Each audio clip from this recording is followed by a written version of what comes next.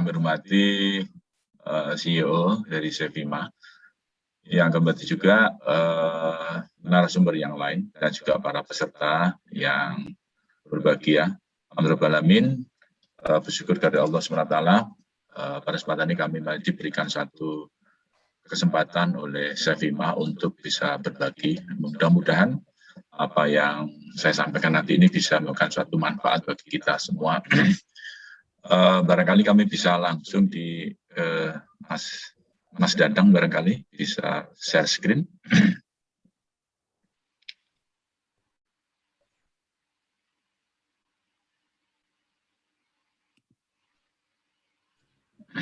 Ya.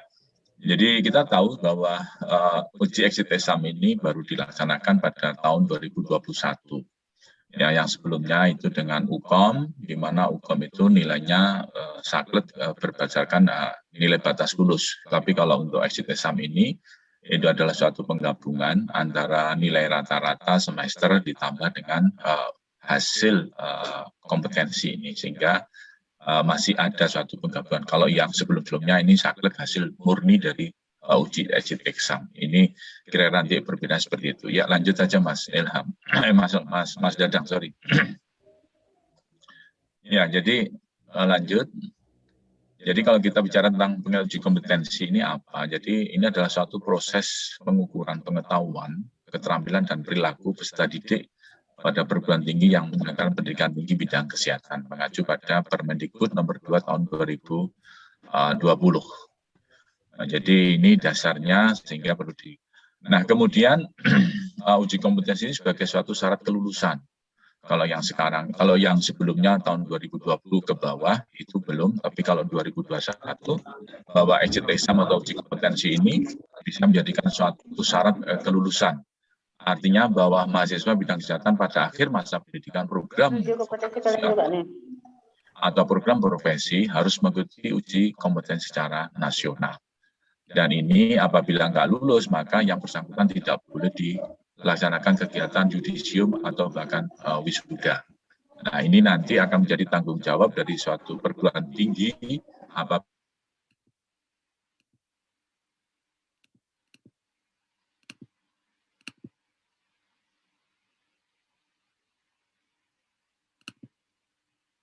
Mohon izin, Pak Budi Satya. Oke. Nah, jadi kalau untuk exit exam beda dengan UKOM yang sebelumnya. Kalau UKOM yang sebelumnya itu tidak menjadi suatu persyaratan kelulusan. Jadi kalau mahasiswa lulus ataupun tidak lulus, apabila sudah dinyatakan lulus dari kampus, maka dia bisa ikut yudisium dan bahkan juga wisuda. Nah, sehingga kadang-kadang menjadi suatu permasalahan tanggung jawabnya siapa. Kalau mahasiswa yang dinyatakan tidak lulus UKOM itu, nah, sehingga akhirnya asosiasi bahkan organisasi profesi yang menyelenggarakan kegiatan-kegiatan ujian itu. Kemudian tujuan dari uji kompetensi itu sendiri apa? Tujuannya adalah untuk standarisasi dari kompetensi lulusan yang memiliki kompetensi secara kerja sebagai tenaga kesehatan. Jadi kita tahu bahwa ini nanti akan ada suatu standar tingkat kelulusan. Nah, kenapa ini dipakai suatu standar? Ini menunjukkan bahwa sebetulnya kurikulum pelaksanaan pembelajaran pun juga tidak standar barangkali yang menurut saya. Jadi ini akhirnya pemerintah perlu mengadakan suatu standarisasi melalui uji kompetensi ini. Nah, kita tahu sendiri memang masing-masing perguruan tinggi di dalam pelaksanaannya pun juga kadang-kadang juga tidak standar. Nah, mungkin nanti ke depan barangkali harus ada satu pola ataupun tata laksana bagaimana membuat suatu standarisasi di dalam proses pembelajaran itu sendiri, sehingga menurut saya sih secara pribadi harusnya kalau itu setelah input proses outputnya itu standar, harusnya tidak perlu ada lagi uji kompetensi sebetulnya. Nah ini, tapi karena di dalam pelaksanaannya masih ditemukan hal yang demikian, maka pemerintah mengambil suatu policy, ada suatu uji kompetensi yang dalam rangka untuk standarisasi kompetensi lulusan. Yang berikutnya adalah penentuan kelulusan. Ini tadi sudah saya sampaikan bahwa ada IPK yang digabung dari baik itu sarjana ataupun uji kompetensi itu sendiri. Jadi 40% dan 60%, 60% 40%. Sedangkan yang baik sarjana itu 60-40. Jadi ini masih nanti untuk menunjang, harusnya dengan penentuan kelulusan atau NPL ini harusnya nilai atau kelulusan itu meningkat.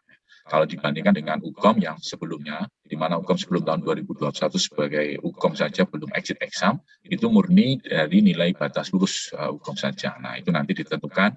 Nah, biasanya yang sebelumnya itu tidak mempertimbangkan nilai IPK program studi, ya, baik D3 atau B4 ataupun mungkin profesinya.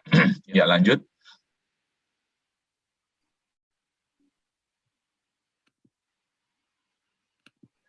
Nah, kemudian bagaimana dengan materi uji kompetensi? Jadi materi uji kompetensi ini biasanya berdasarkan standar profesi masing-masing. Nah, kalau kita mengacu pada Undang-Undang Nakes itu ada 28 profesi atau tenaga kesehatan. Tetapi yang saat ini setahu saya yang masih uji kompetensi itu baru yang dari dulu ada keperawatan, kebidanan, kemudian menyusul ini adalah gizi, kemudian juga program rekam medis ya. Sedangkan yang lain itu mungkin juga masih dalam proses, mungkin farmasi dan sebagainya itu juga masih dalam, atau mungkin sudah, ya, saya kurang begitu hafal mana-mana saja yang sudah diselenggarakan uji kompetensi itu sendiri. Kemudian dibuat soal sesuai blueprint uji kompetensi nasional, jadi nanti biasanya ada panitia nasional yang menyiapkan itu, blueprintnya seperti apa, kemudian dikembangkan juga secara berjenjang dan disetujui unsur akademik dan unsur profesi. Jadi di situ nanti akan ada satu deal antara profesi, asosiasi dengan panitia nasional untuk menentukan batas atau NPL yang disepakati. Yang saya tahu dan saya pernah ikut biasanya seperti itu pola untuk uji kompetensi nanti. Ya, lanjut.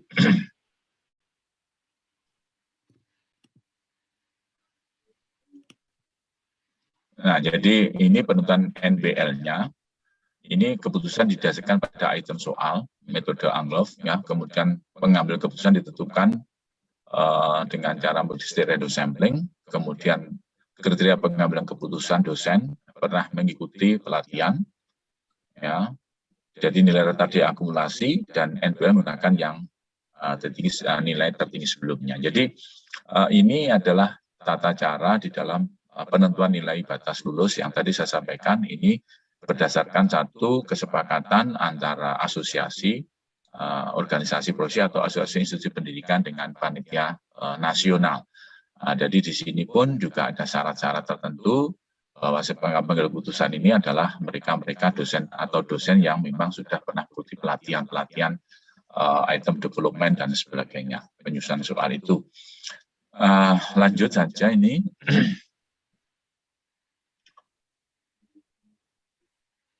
Nah, kemudian hasil uji kompetensi nanti ini berisi nilai peserta ujian, rata institusi dan rata nasional. Kemudian ini sekaligus nanti akan dijadikan sebagai suatu feedback untuk perbaikan dari mutu institusi, jadi sebagai suatu implementasi dari SPMI. Kemudian di situ ada kualitas daripada pendidikan lulusan itu sendiri, ya. Ini adalah hasil satu kompetensi. Kemudian dasar kebijakannya seperti apa?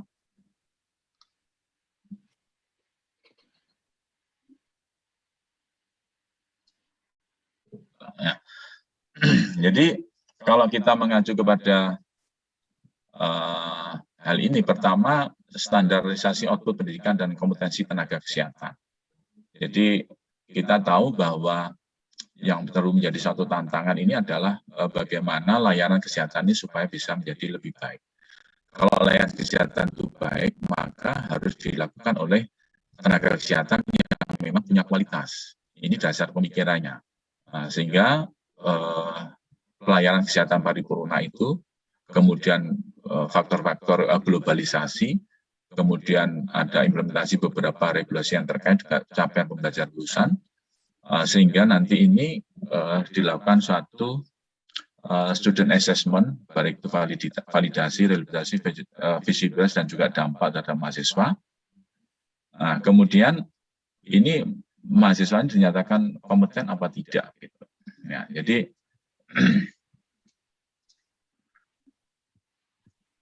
kemudian setup standar, bagaimana dengan driver learning process dan provide feedback-nya, sehingga nanti dari ini semua maka ada suatu proses yang dikatakan mahasiswa itu dikatakan kompeten atau dengan uji kompetensi ini bagaimana. Jadi tentu pemerintah mengambil satu kebijakan berdasarkan satu ketentuan bahwa di dalam layanan kesehatan itu harusnya memang berkualitas. Yaitu kalau dari Kementerian Kesehatan, dari rumah sakit, sehingga tidak ada lagi keluhan-keluhan terhadap jasa-jasa layanan. Nah, kalau seandainya itu baik, harusnya memang diisi oleh tenaga-tenaga kesehatan yang memang punya kemampuan yang baik juga. Nah, ini dasar pemikiran. Ya, lanjut. Ini saya kira dasar penyelenggaraan, saya kira dilewati saja. Ini saya kira sudah banyak yang tahu. Lanjut saja. Nah, kemudian harmonisasi sistem pendidikan dan pelayanan untuk standarisasi profesional tenaga kesehatan. Nah, jadi kalau kita bicara pendidikan dan pelayanan, ini adalah satu hal yang memang saling mengkait. Tadi saya katakan, pelayanannya menuntut adanya layanan yang berkualitas, maka produk tenaganya juga harus yang berkualitas juga. Maka ini harus ketemu ada suatu proses harmonisasi, di mana kalau kita bicara tentang pendidikan, maka bagaimana dengan naskah akademik sistem pendidikan itu sendiri, standar pendidikannya, kemudian standar kompetensi lulusan, kemudian kurikulum berbasis kompetensi dan capaian pembelajaran dan KKNI. Ini saya kira sudah ada di dalam aturan-aturannya. Kemudian kalau kita bicara standarisasi layanan, standarisasi kompetensi kerja juga ada, standar profesi, standar pelayanan, kode etik profesi. Nah, ini nanti kalau kita harmonisasi maka akan ketemu blueprint of professionalism assessment. Sehingga bagaimana sekarang agar standar kompetensi kerja ini paling tidak sudah bisa disiapkan oleh pendidikan agar nantinya di dalam pelaksanaan setelah mahasiswa nanti lulus maka akan bisa memberikan suatu layanan yang baik. Kode etik profesi pun juga begitu, ini implementasinya tetapi prosesnya ini harus ada di dalam pendidikan ini. Nah, kemudian setelah blueprint ini terjadi, maka akan ada yang namanya uji terintegrasi exit exam. Jadi sebenarnya exit exam ini nanti ujiannya itu adalah menggambarkan kondisi layanan yang sehari-hari atau dilakukan di klinik atau di rumah sakit atau di masyarakat. Jadi soal-soalnya kalau yang saya lihat memang itu sudah mengarah kepada implementasi, jadi bukan lagi pada suatu kajian-kajian teori. Nah, kemudian dari sini maka prinsip studi assessment ini, maka professional assessment, dan kalau dari layanan maka pilar profesional ini ada profesionalisme, etik, kompetensi, otonom, ya, dan kolegial ini maka akan tergambar di dalam proses uji kompetensi ini. Sehingga uji kompetensi ini adalah sudah menggambarkan dari pendidikan dengan layanan. Yang kalau kita lihat soal-soalnya itu kan isinya vignette, ya, berupa vignette, dan itu adalah gambaran kondisi implementasi pelaksanaan kegiatan di klinik ataupun di masyarakat. Jadi soalnya itu adalah gambaran, jadi bukan lagi teori aspek-aspek kajian teori saja, tetapi sudah implementatif. Nah, ini di sini memang memerlukan satu proses bagi mahasiswa. Kalau memang mahasiswanya tidak pada saat praktek ataupun saat magang dia tidak melakukan dengan baik, maka kadang-kadang banyak mahasiswa yang tidak tahu terhadap soal-soal yang atau cara menjawab soal-soal yang diberikan oleh panitia itu. Ya, lanjut. Nah, kemudian bagaimana kerangka sistem ini? Ya. Kalau kita bicara perguruan tinggi dan stakeholder, maka memang ada standar pendidikan dan kompetensi tinggi. Saya kira ini sudah ada di dalam standar nasional Dikti, ada SPMI, ada PD Dikti, semua ada. Kemudian instrumen akreditasi sendiri, itu ada akreditasi dengan mutu institusi, atau status akreditasi bagaimana. Nah, kemudian dari blueprint kompetensi sendiri, itu nanti ada uji kompetensi dan itu akan menggambarkan dari kualitas lulusan. Jadi dari akreditasi program studi atau institusi nanti digabung, maka akan diserahkan ke pengguna untuk memanfaatkan dari lulusan-lulusan yang ada ini. Jadi kualitas lulusan nanti ini yang akan digunakan di pasar kerja atau di IDUKA, ini memang sudah menggambarkan bagaimana kualitas dari individu tersebut, mahasiswa dan juga institusinya. Nah, ini yang barangkali perlu kami sampaikan. Nah, sehingga nanti dari pengguna nanti ini, ya, ini nanti akan demand ya global dan nasional bagaimana untuk memproduksi ini. Pada akhirnya kan seperti itu. Jadi kalau kualitas lulusannya baik, pengguna diserap ini juga baik, maka ini juga pada akhirnya kembali kepada institusi bahwa kebutuhannya juga akan meningkat. Ya, sehingga mahasiswa yang daftar dan sebagainya biasanya juga akan meningkat. Biasanya seperti itu. Ya, lanjut. Nah, kemudian tujuan dan makna uji kompetensi sebagai exit exam. Jadi tujuan dasarnya adalah menjamin lulusan pendidikan tinggi kesehatan yang kompeten dan terstandar secara nasional. Kemudian juga menguji kompetensi sebagai dasar untuk praktek bidang kesehatan dan mendorong pembelajaran sepanjang hayat, serta metode asesmen untuk menjamin pelayanan kepada pasien yang aman dan efektif. Jadi kalau kita lihat layanan pasien safety itu sudah menjadi suatu patokan dasar dari Kementerian Kesehatan dan bahkan oleh WHO, pasien safety ini menjadi sangat penting. Jadi bagaimana keselamatan pasien itu bisa betul-betul terjamin di dalam pelaksanaan kegiatan kita layanan. Nah, kemudian manfaatnya apa? Manfaatnya tentu kalau kita bicara dari masyarakat, akan mendapatkan pelayanan kesehatan optimal ya dengan prinsip keselamatan pasien dari tenaga kesehatan yang kompeten dan profesional. Jadi akhirnya kalau lulusan yang mahasiswa yang lulus ini exit exam, dia itu sudah dikatakan kompeten, maka masyarakat akan memanfaatkan atau mendapatkan keuntungan terhadap pelayanan itu karena yang melakukan itu adalah orang-orang yang memang kompeten dalam bidangnya. Kemudian dari sisi mahasiswa akan mendapatkan pembimbingan terstruktur dari perguruan tinggi dalam mempersiapkan diri sebagai tenaga kesehatan dari perguruan tinggi sendiri. Kemudian dari PT-nya apa? Mendorong implementasi budaya mutu dan perbaikan proses pembelajaran sesuai standar nasional dikti. Jadi kemudian dari sisi pemerintah, manfaatnya tentu dasar pembinaan untuk penguasaan continuous quality improvement pendidikan tinggi bidang kesehatan. Jadi ini ternyata manfaatnya sangat luas sekali. Jadi masyarakat akan mendapatkan layanan dari jasa yang diberikan. Kemudian mahasiswa itu sendiri juga seperti itu. Perguruan tingginya otomatis kalau ini sudah berjalan dengan baik, tingkat kelulusannya itu baik, maka perguruan tinggi menunjukkan bahwa istilahnya implementasi dari budaya mutu itu sudah terjawab. Jadi sekarang kalau misalnya lulusan UKM misalnya hanya 30%, itu sebenarnya juga gambaran secara tidak langsung, gambaran secara tidak langsung bahwa budaya mutu di suatu perguruan tinggi juga kurang bagus. Nah ini barangkali juga menjadi suatu tantangan bagi kita semua. Kemudian lanjut saja. Nah, kemudian bagaimana hasil uji kompetensi sebagai umpan balik komprehensif bagi peserta uji maupun institusi dalam memenuhi atau melampaui standar nasional pendidikan tinggi.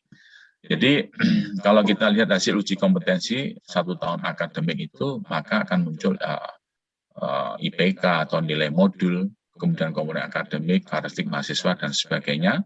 Nah, kemudian dari sini tentu akan mendapatkan suatu bagaimana review peraturan akademik itu dilakukan. Nah, jadi ini saya kira perlu apakah itu setiap tahun dan sebagainya ini supaya bahwa aturan akademik memang sudah up to date itu sesuai dengan kondisi yang ada. Kemudian review per bidang atau departemen. Jadi misalnya di situ ada jurusan gizi, jurusan kebidanan atau jurusan keperawatan, bagaimana kurikulumnya, kemudian evaluasi proses pembelajaran itu harus dilakukan. Ini sekaligus untuk mendapatkan satu proses bahwa setiap perubahan itu memang didasarkan pada suatu evaluasi dari proses pembelajaran itu sendiri. Kemudian sistem penilaian asesmennya itu bagaimana, dan juga evaluasi kurikulum pada akhirnya. Jadi ini adalah satu siklus atau satu rantai yang memang tidak bisa terpisahkan, sehingga evaluasi kurikulum ini menjadi sangat penting. Kenapa saya katakan seperti itu? Bahwa sekarang ini kalau kita bicara tentang tenaga kesehatan, itu memang harus berorientasi pada konsep link and match. Jadi link and match ini bahwa harus bagaimana sih rumah sakit membutuhkan tenaga, perubahannya seperti apa. Apalagi dengan adanya pasca pandemik COVID-19 ini, banyak sekali rumah sakit yang memang sudah merubah pola layanannya.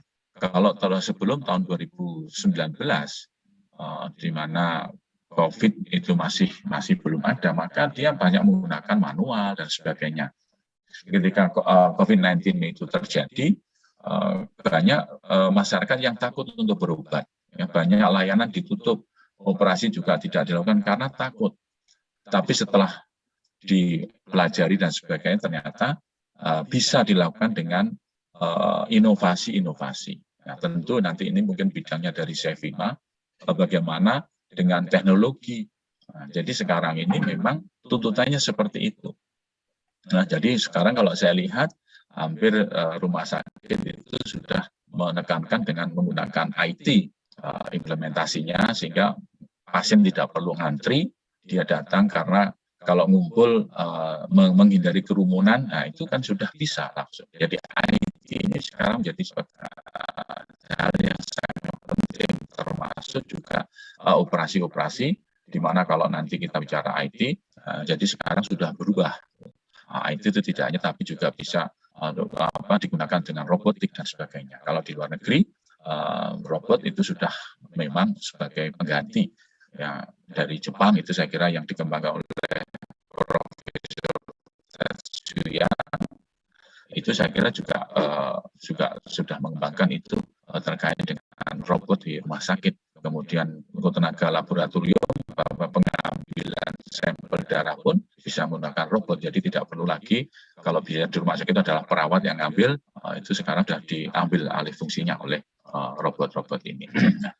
Nah, kemudian dari sini bagaimana gambaran dari suatu perguruan tinggi atau program studi tersebut, sehingga akan ada suatu masukan bagaimana pola seleksi mahasiswa barunya, dan bagaimana manajemen nanti harus bisa menyiapkan pengembangan sarana dan prasarana setelah proses-proses ini dilakukan. Jadi akhirnya hasil uji kompetensi nanti ini akan bisa menjadi suatu feedback bagi perguruan tinggi tersebut untuk menyiapkan persiapan lebih baik lagi ke depan. Apakah mungkin sarana prasarana memang kurang atau mungkin seleksi mahasiswanya bagaimana?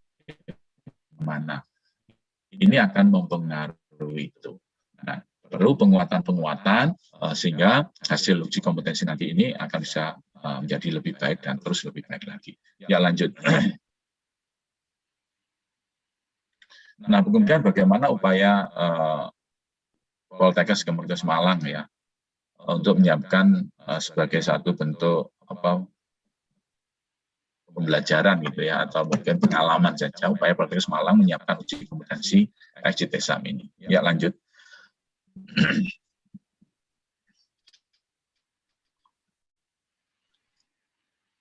Nah, kemudian ini adalah strategi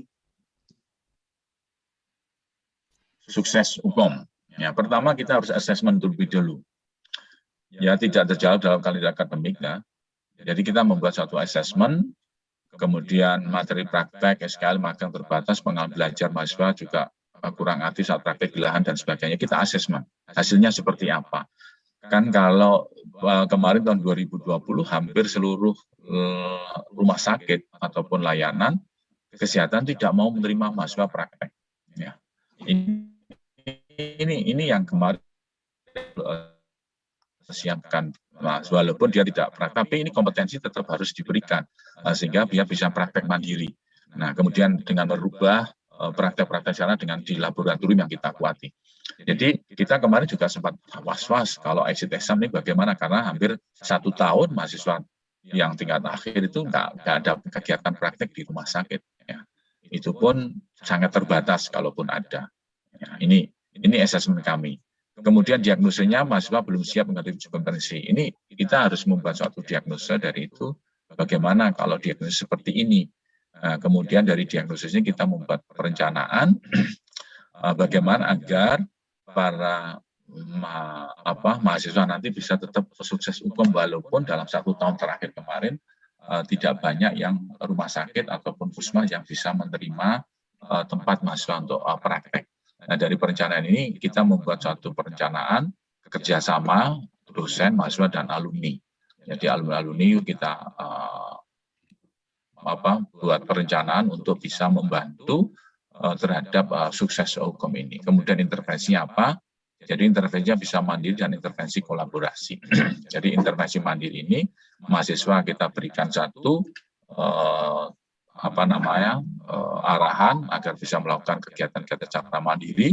Kemudian intervensi kolaboratif yaitu kerjasama antara alumni, mahasiswa dan juga akademik untuk bisa membantu misalnya membuat soal, membuat satu gambaran sehingga soal-soal yang ini betul-betul implementatif di lapangan.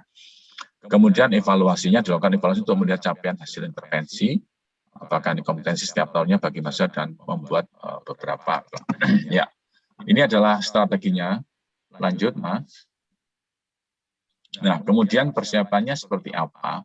Jadi di dalam menyiapkan sukses ini ya memang tidak bisa secara instan. Jadi memang harus dibangun, dikuatkan dulu budaya akademik, disiapkan dulu budaya terkait dengan budaya mutu itu harus betul-betul disiapkan. Jadi menyediakan ACBT Polkesma, aplikasi model untuk MCQ, menyediakan CBT Center. Jadi ini memang perlu. Kalau memang punya modal besar, ya itu gampang sih, tinggal beli alat. Sevima menyiapkan, kayak gitu aja ya Mas Ilham ya. Nah, jadi sehingga siap itu sudah akan membantu. Kemudian dari sisi dosen bagaimana? Dosen modul mata kuliah sesuai dengan capaian pembelajaran mata kuliah, kemudian memahami blueprint-nya, menyediakan CBT Center, tambahan waktu belajar di laboratorium. Jadi ini, nah bagaimana agar dosen juga mau memberikan waktu tambahan belajar ya, tentu harus ada trik.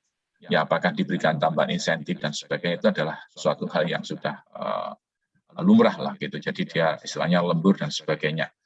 Kemudian dari sisi mahasiswa ini mengikuti tryout internal ataupun eksternal, ya, mempelajari modul mata kuliah praktek sesuai JPMK-nya, kemudian memahami blueprint dan mengasah kompetensi saat PKL atau magang dengan berbagai kasus. Nah, jadi ini target-target kasus memang sudah ada. Kemudian alumni ini adalah sharing experience kerjasama dengan ikatan alumni stakeholder dalam pengkayaan dan TO. Jadi itu yang kami lakukan. Jadi kami mengajak alumni karena ya harus jujur, kalau hanya dosen saja yang membuat soal itu nanti orientasinya hanya soal-soal yang lebih ke arah kajian teori. Tetapi yang implementatif itu adalah mereka yang memang sehari-hari bekerja di lahan. Nah, sehingga kita menggandeng alumni ini untuk bisa memberikan suatu bantuan pengkayaan kira-kira dengan soal-soal seperti apa, yang trennya seperti apa itu. Nah, ini hasil dari pengalaman kami mulai dari yang sebelum exit exam sampai exit exam tahun 2021. Jadi kalau kita lihat rata-rata, ini kalau tahun 2019 itu baru keperawatan dan kebidanan ya. Ini rata-rata kita punya, kebetulan Poltekkes Malang itu punya kebidanan dan keperawatan, ini jumlahnya juga cukup banyak ya. Ini kelulusan rata-rata 97,75.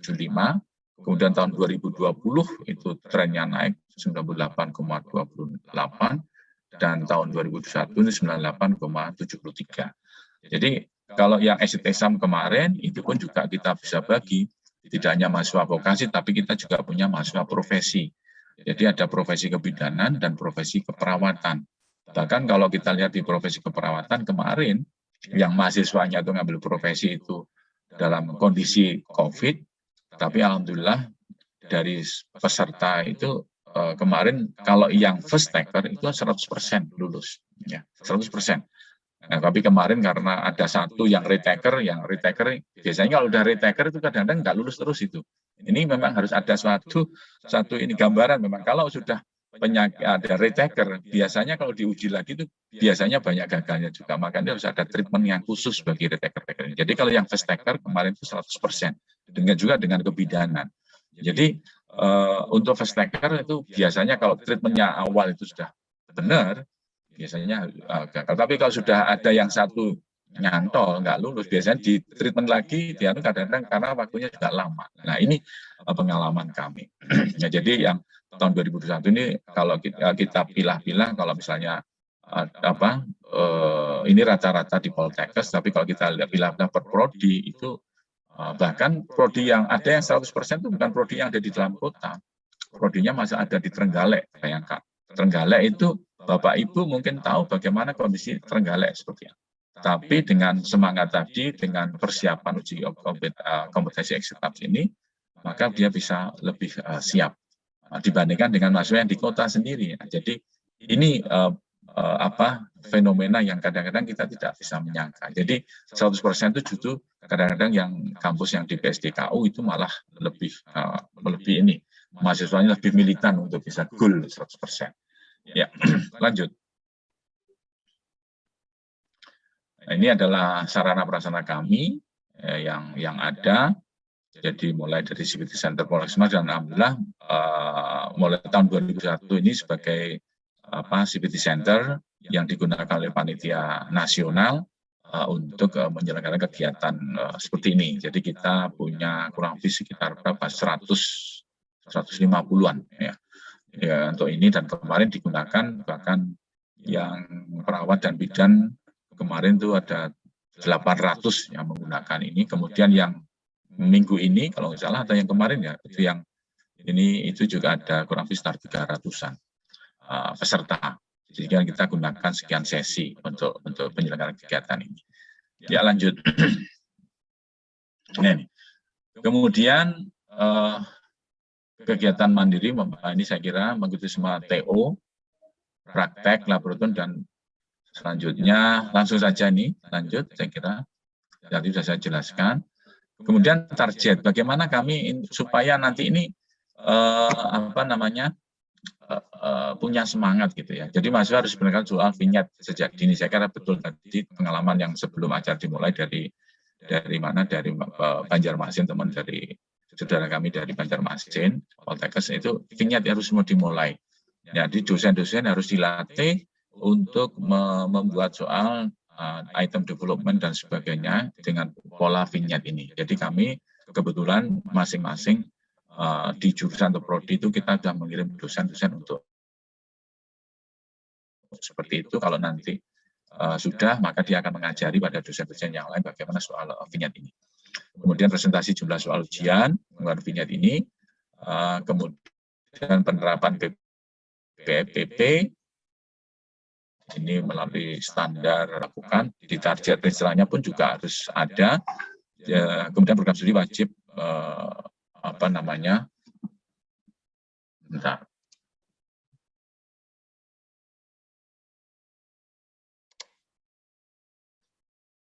Ya, jadi menjadi presentasi IKU.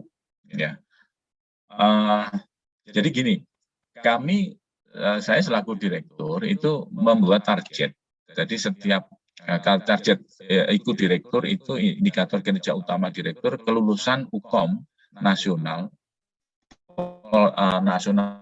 Poltekkes, artinya target Poltekkes itu rata-rata kita buat target 95%, ya 95%. Jadi kita nggak mau 100%, kalau 100% nanti. Nah, tetapi nanti kami turunkan di jurusan ataupun prodi, Kajur dan Kaprodi itu kita target juga lebih dari 95%. Nah, jadi misalnya jurusan atau prodi itu kita target 98%. Jadi dia harus bisa memenuhi itu, sehingga dari situ para Kajur dan Kaprodi ini akan berupaya bagaimana agar indikator kinerja Kajur ataupun Kaprodi nanti ini targetnya itu bisa tercapai. Karena apa?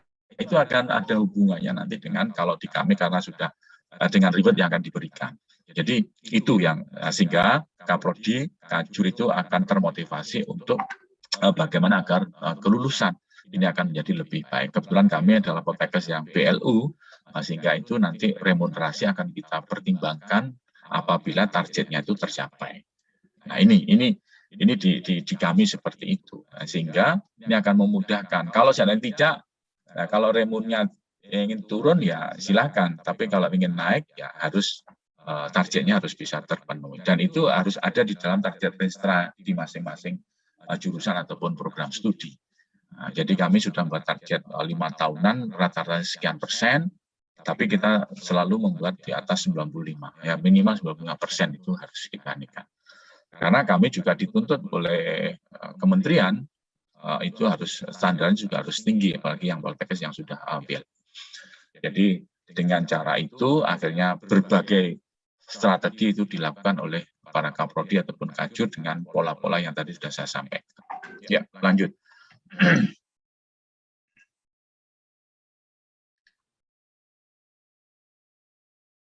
Nah, jadi ini kegiatan rutin program studi pada akhirnya nanti stafnya dia mulai butir soal-soal UTS atau UAS teori. Sebelumnya, Mas. Ini saya kira sudah hal yang sifatnya rutin. Tetapi nanti ini sudah pendekatannya sudah pendekatan vignette. Ya, sudah mulai di sana, sudah dikenalkan. Kemudian analisis soalnya bagaimana, ada e-learning CBT. Jadi kami kebetulan ujian ini memang sudah paperless. Jadi kita sudah menggunakan CBT semuanya. Kami punya kampus tersebar dari mulai kampus PSDK di Jember, kemudian di Lawang, di Blitar, Trenggalek, Kediri, dan Ponorogo, dan kampus pusat sendiri, semua itu menggunakan ini. Kami sudah menerapkan CBT, jadi semua adalah paperless ujiannya. Nah, dari situ nanti akan tahu bagaimana hasilnya, hasil dari mahasiswa kalau menjawab itu sudah tahu. Kalau dia salah, skornya berapa, dia sudah tahu di situ. Nah, kemudian bank soal mata kuliah, nah ini disusun oleh tim yang ada di jurusan atau program studi untuk menyusun. Nah, kemudian diupload. Jadi nanti soal-soal ini diupload di internet begitu, di internal prodi. Kemudian mahasiswa itu, nah sehingga dari sini soalnya diacak mereka nggak tahu, walaupun duduknya jejer-jejer itu nggak akan bisa, ini apa, contek-contekan itu nggak akan bisa karena memang sudah terbiasa dengan pola-pola ini. Jadi kami membangun ini memang sejak tahun 2015 atau 2016 ya. Kami sudah memulai dengan CBT ini mulai dari satu prodi, kemudian kita kembangkan dan akhirnya semua sudah seperti ini. Ya, lanjut. Ini pola-pola yang kita lakukan.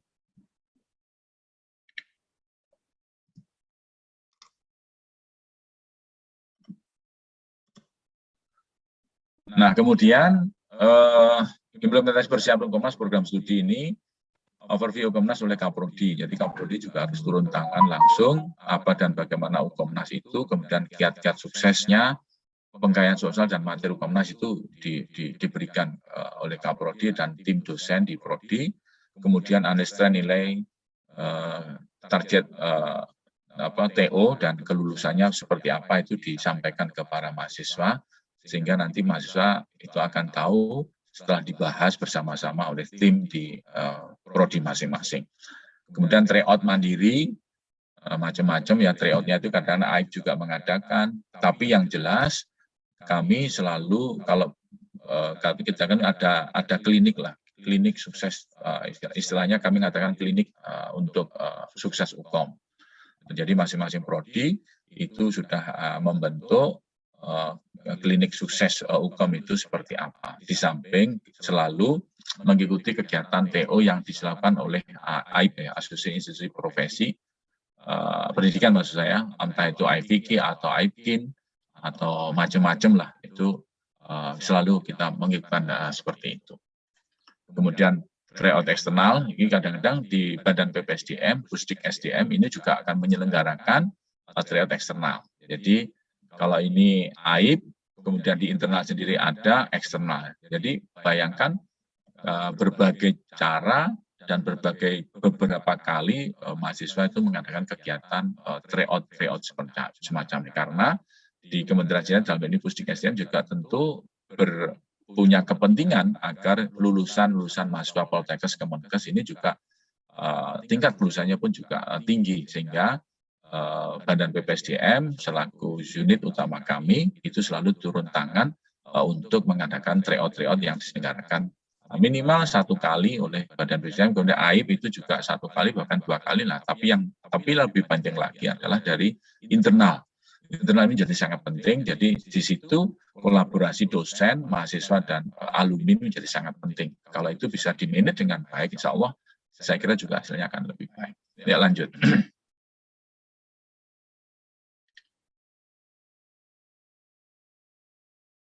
Nah, ini gambaran tadi saya kira tingkat kelulusan 2019, tren hasil lulusan Polkesma. Ini kami, jadi kalau khususnya yang untuk yang 2020-2021 ini kan profesi yang sudah ada juga, ini kami juga ada. Tapi alhamdulillah untuk profesi bidan, profesi perawat itu hasilnya malah bagus-bagus gitu. Jadi kami bisa eksis untuk tingkat kelulusan ini, jadi yang jelas di atas 95%. Jadi ini gambaran di kami. Kalau yang ini gambaran untuk D3, D4-nya, ya alhamdulillah tadi sudah saya sampaikan tren kira-kira seperti itu. Jadi kalau kita lihat per prodinya, mungkin bisa saya bacakan dulu ya nanti ini.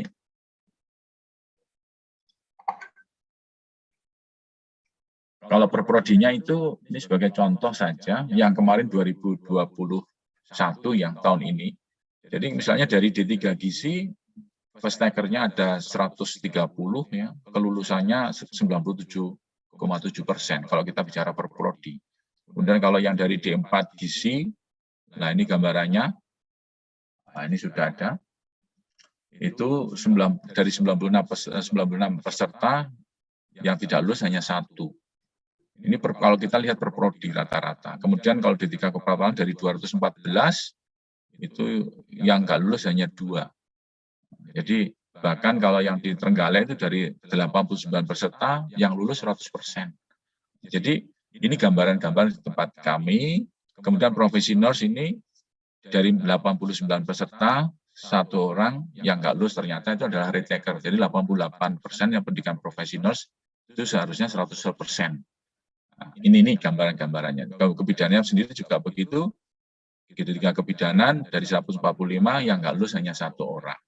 Kemudian profesi dari 104 yang nggak lulus hanya 2 orang. Nah, jadi ini sebenarnya gambaran-gambaran. Maksudnya rekaman DIS juga begitu, dari 150 yang nggak lulus 3 orang. Nah, jadi ini hasil fakta yang kami dapatkan setelah melalui suatu proses yang tadi kami sampaikan di dalam sebelum-sebelumnya. Ya, lanjut. Ya, lanjut. Ini gambaran saja. Ya, terus saja sudah saya bacakan. Ya, lanjut saja. Nah, bagaimana sekarang upaya peningkatan SDM? Ya, jadi ini harus barangkali Bapak Ibu pengelola bahwa Kementerian Kesehatan itu sudah mencanangkan adanya suatu perubahan transformasi layanan kesehatan. Ini kayaknya harus tren yang harus disiapkan juga untuk kita ke depan. Karena kalau pelayanannya berubah, saya yakin SDM yang disiapkan pun juga harus berubah juga, mengikuti terkait dengan. Ya, lanjut. Jadi ini untuk ke depan saja. Nah, jadi kalau kita lihat sekarang ini, di dalam yang kemarin kebetulan kita Perkonas itu Pak Menteri sudah menyampaikan dan Pak Menko PMK pun juga sudah menyampaikan adanya suatu perubahan transformasi layanan kesehatan. Jadi kalau kita bicara transformasi, tadi transformasi layanan primer. Nah, ini seperti apa? Jadi di sini ada imunisasi, gizi, dan seterusnya. Kemudian yang paling penting lagi adalah transformasi SDM kesehatan. Ini adalah penambahan kuota mahasiswa, beasiswa dalam luar negeri, kemudian kemudahan penyetaraan nakes lulusan dari luar negeri. Nah, tetapi kalau kita lihat di dalam tataran-tataran yang lain, misalnya terkait dengan masalah transformasi ketahanan, ini akan meningkatkan dalam sektor farmasi dan kesehatan. Nah, ini barangkali Bapak Ibu, maksud saya, kenapa ini saya sampaikan, karena ke depan itu pemerintahan dalam ini Kemenkes itu akan mengejar ini, sehingga barangkali perlu dipikirkan juga persiapan untuk lulusan kita ke depan itu seperti apa, supaya konsep link and match tadi itu bisa pas gitu. Ya, ini gambaran. Jadi transformasi teknologi di sini, pengembangan teknologi, jadi digitalisasi dan bioteknologi di sektor kesehatan. Jadi ke depan ini arahnya begitu. Ini Pak Menteri kemarin sudah menyampaikan seperti itu, dan barangkali ini juga akan menjadi satu persiapan bagi seluruhnya. Kenapa saya sampaikan ini? Karena kita ingin bahwa lulusan atau SDM kesehatan itu memang berkualitas dan pada akhirnya nanti bisa mengisi layanan-layanan yang sudah disiapkan oleh pemerintah. Karena kalau ini pemerintah sudah berkehendak seperti ini, maka itu akan mengikuti. Sehingga konsep link and match antara pendidikan dengan IDUKA itu betul-betul harus seiring, sehingga kita menyiapkan lulusan tenaga kesehatan itu betul-betul sesuai dengan yang diharapkan di layanan. Ya, lanjut. Ini saya kira transformasi layanan primer, memperkuat upaya pencegahan deteksi dini dan seterusnya, promosi preventif dan seterusnya. Nah, jadi ini hanya harapan kami ke depan agar mahasiswa-mahasiswa dan lulusan kita ini betul-betul bisa lebih berkualitas. Jadi kalau kita bicara transformasi SDM kesehatan, itu ada distribusi, ya. Jadi selama ini yang selalu menjadi keluhan itu adalah distribusi tenaga kesehatan.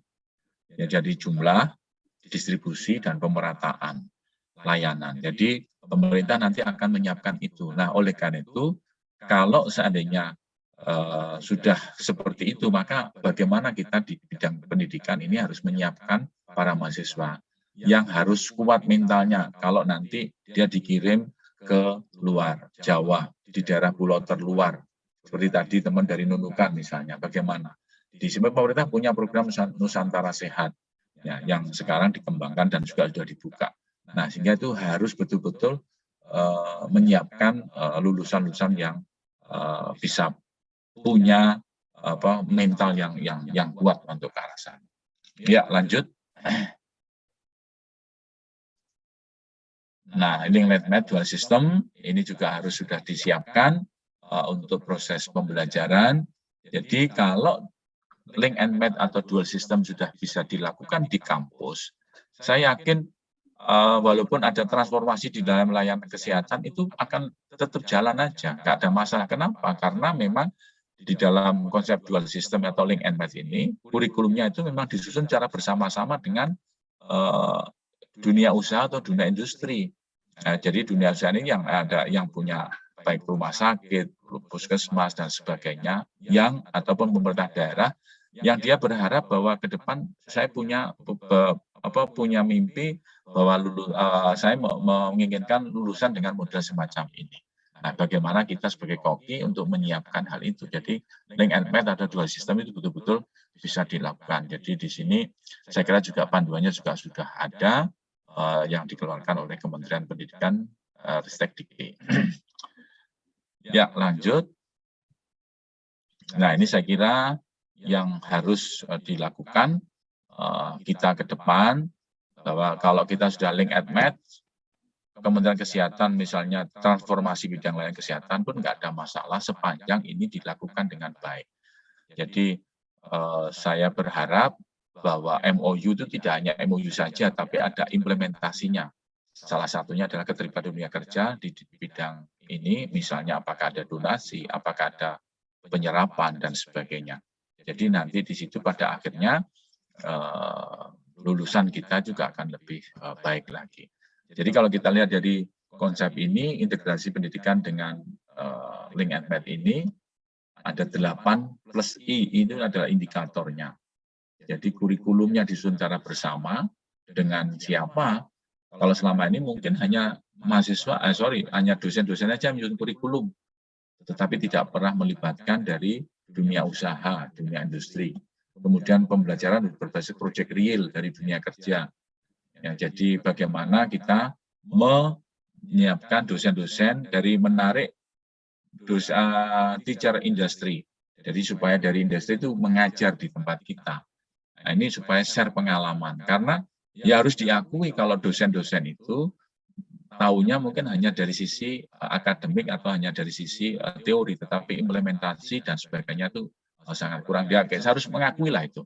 Ya, nggak mungkin itu. Nah, kemudian jumlah jam peran dosen instruktur dari industri dan ini juga harus dipertimbangkan betul.